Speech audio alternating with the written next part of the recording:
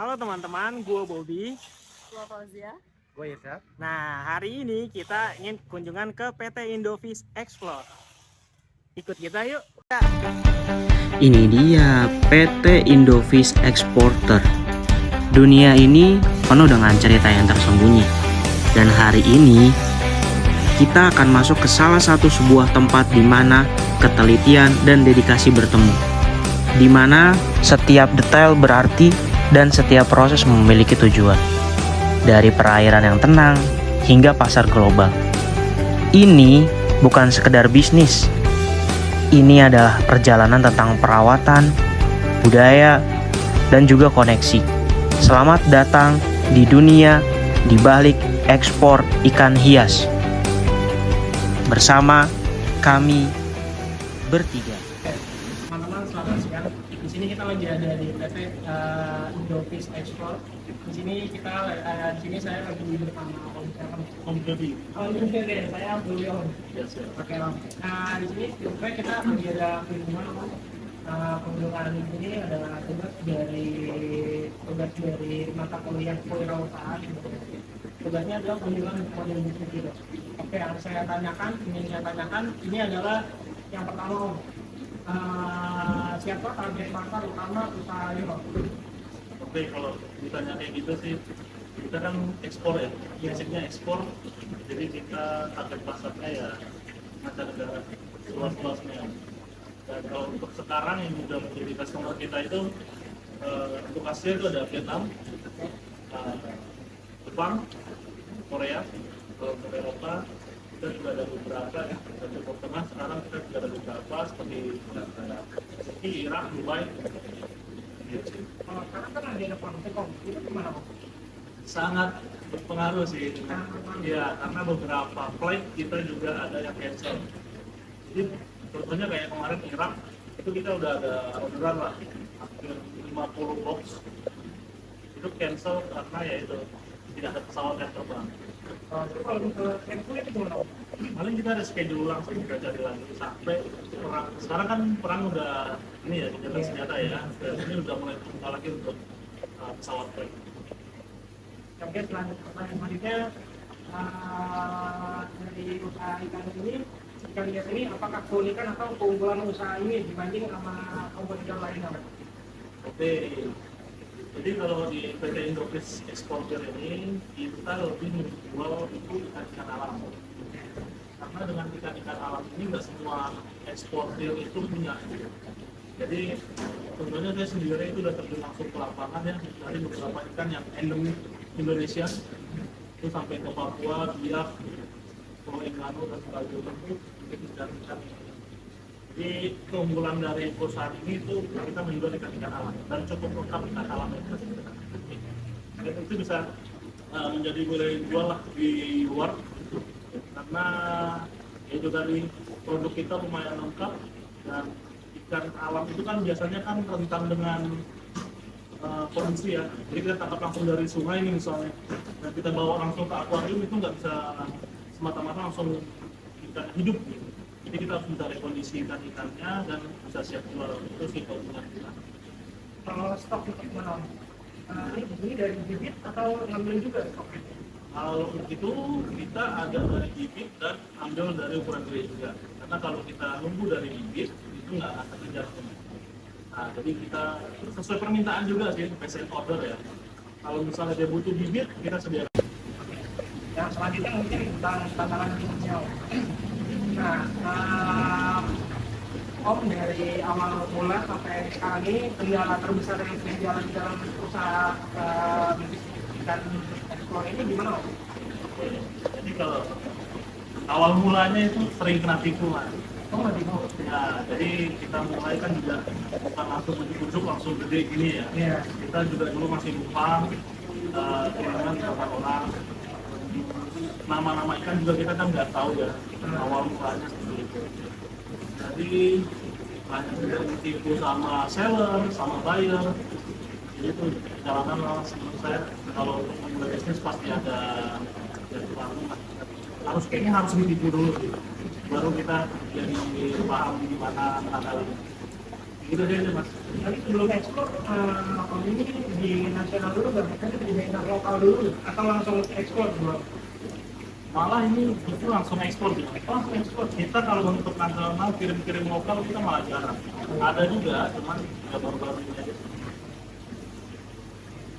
Yang selanjutnya cara ngatasinnya gimana Om tadi Om? Kalau kendala itu dibuat motivasi aja atau gimana tuh? Nah kalau kayak gitu ya duit udah pasti hilang lah. Iya. Duit udah pasti hilang. Yang penting ya kita semangat lagi aja. Kita juga punya tim kan di sini yang harus kita, dan kasarnya harus kita hidupin juga. Jadi kita harus juga kuat lah. Hilang satu, prinsipnya sih misalnya customer hilang satu ya ada lagi pengganti. Jadi nggak usah takut lah. Tapi buat modalnya. Ada pesan-pesan dong buat anak muda yang pengen bikin kayak gini juga, explore ini. Zaman sekarang gampang ya Pak. Ketimbang zaman dulu memulai kan kita merintis sudah hampir 7-8 tahunan. 8 tahunan dulu masih WhatsApp masih jarang, mereka masih menggunakan email. Nah sekarang juga orang-orang luar negeri itu terhubung dengan Facebook kan. Iya. Jadi kalau untuk anak muda sekarang paling gampang lah harusnya. Jadi kita terkoneksi dengan orang-orang luar dan jangkauannya lebih luas lah sekarang untuk mencari informasi. Misalnya contohnya toko terbesar di Turki atau toko terbesar di Eropa itu udah langsung muncul kan. Nah itu bisa langsung di kontak email aja, mereka akan tinggalin kontaknya ya. Iya, emailnya ini. Nah itu ya salah satu contoh lah dimana kalau memang minat untuk ekspor ya.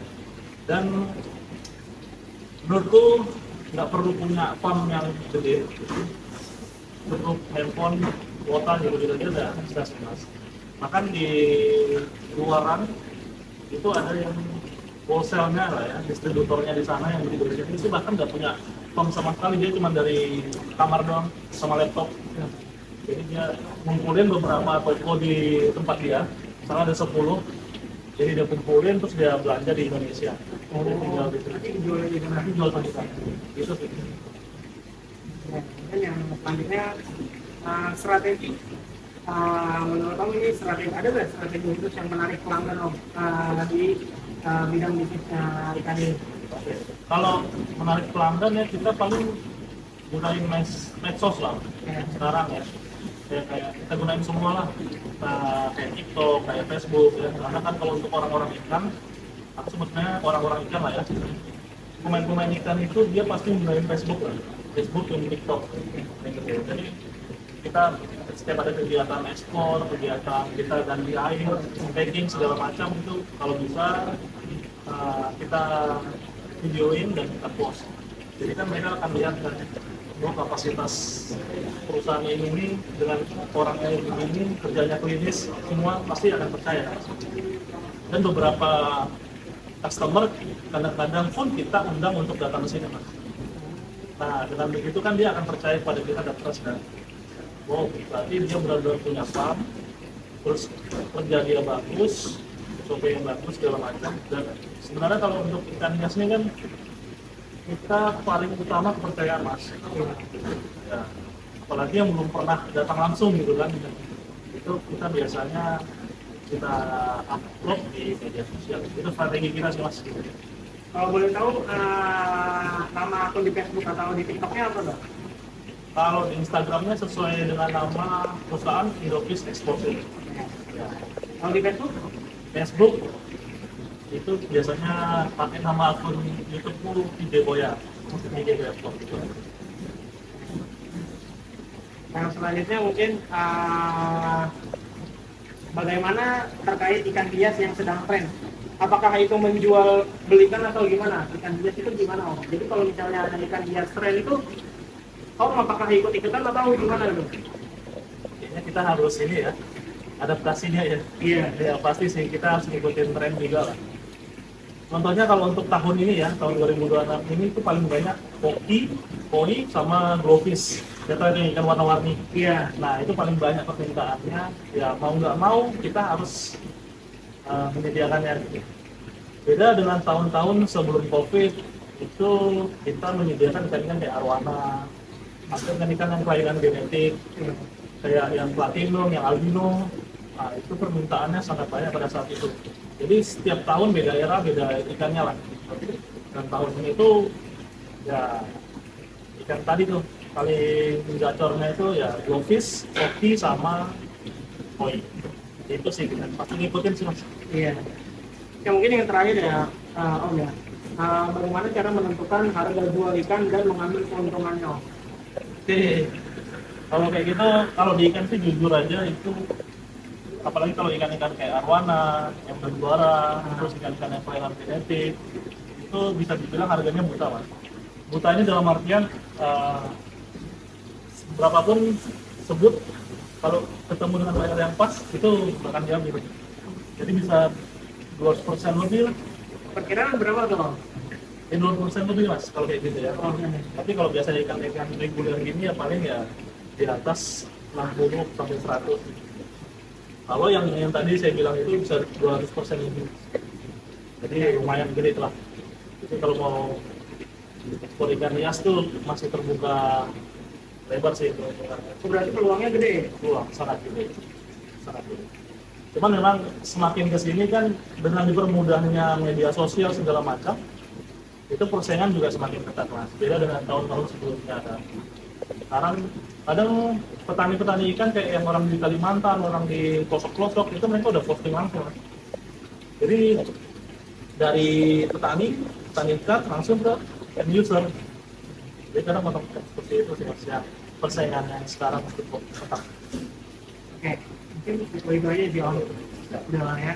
Mungkin udah cukup itu aja teman-teman. Sekian dari kelompok kami. Saya perwakilan dari kelompok berapa gitu, saya lupa. Makanya saya perwakilan tujuan kita di sini adalah fishing explore. Ya sebelumnya ucapkan terima kasih Om. Thank you. Oke, kita semuanya see you.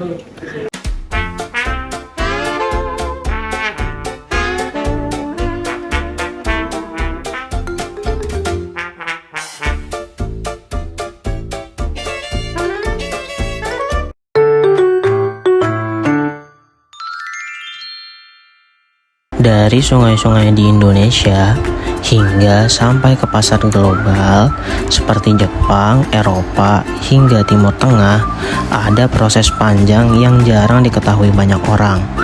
Melalui wawancara dengan PT Indofish Exporter, kita dapat melihat bagaimana bisnis ekspor ikan hias ini berjalan di balik layar. Nah, PT Indofish Exporter merupakan perusahaan yang bergerak di bidang ekspor ikan hias. Targetnya itu langsung ke pasar internasional seperti Vietnam, Jepang, Korea, hingga Eropa dan Timur Tengah. Hal ini menunjukkan bahwa bisnis ini sejak awal memang berorientasi pada global. Keunggulan utama dari PT Indofish Export ini itu adalah bisnisnya itu terletak pada produk yang ditawarkannya. Produk yang ditawarkannya itu adalah ikan-ikan alam atau ikan endemik Indonesia.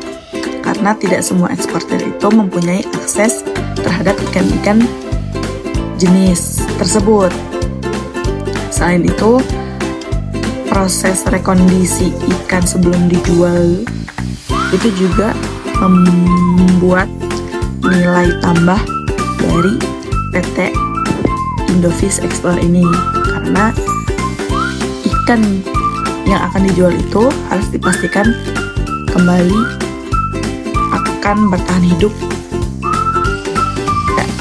atau tidak saat dikirim ke luar negeri. Namun di balik peluang yang besar terdapat pula tantangan yang besar, baik dari risiko penipuan yang dialami oleh PT Indofish Export ini di awal usahanya, hingga mengalami kendala pengiriman akibat kondisi yang sempat memanas, kondisi global, geopolitik, seperti kemarin ada perang yang mana berdampak kepada pengiriman PT Indofish Export ini, pembatalan penerbangan, tidak ada penerbangan untuk mengekspor ikan-ikannya. Karena itu PT Indovis Export ini mempunyai bisnis yang sangat bergantung pada stabilitas global yang ada. Dalam menarik pelanggan, PT Indovis Export memanfaatkan berbagai media sosial seperti Facebook dan juga TikTok.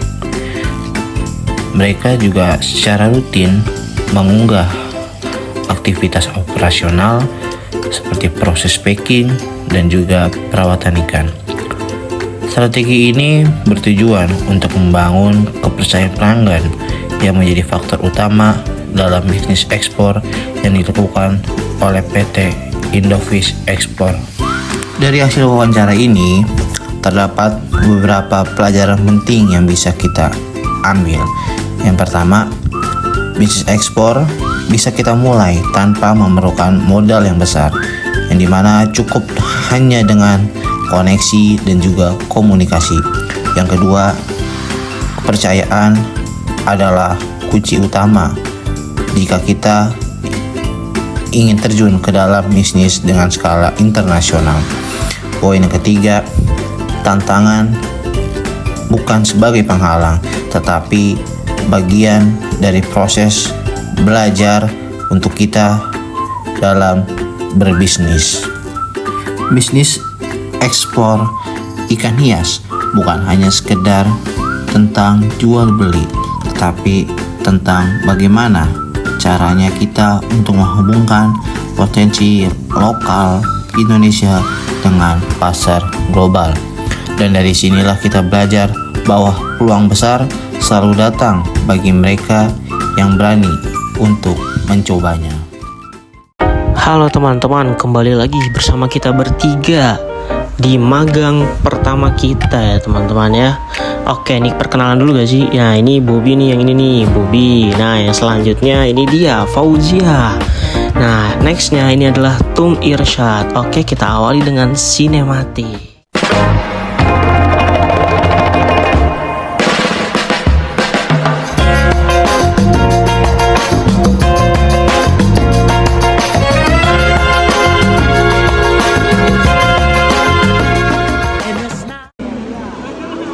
Pada kesempatan kali ini, kami ingin berbagi salah satu kegiatan yang kami lakukan selama magang di sebuah toko, yaitu memastikan ketersediaan stok barang dengan cara membeli barang-barang yang sudah habis. Sebelum melakukan pembelian, kami sebenarnya sudah melakukan pengecekan stok barang yang ada di toko.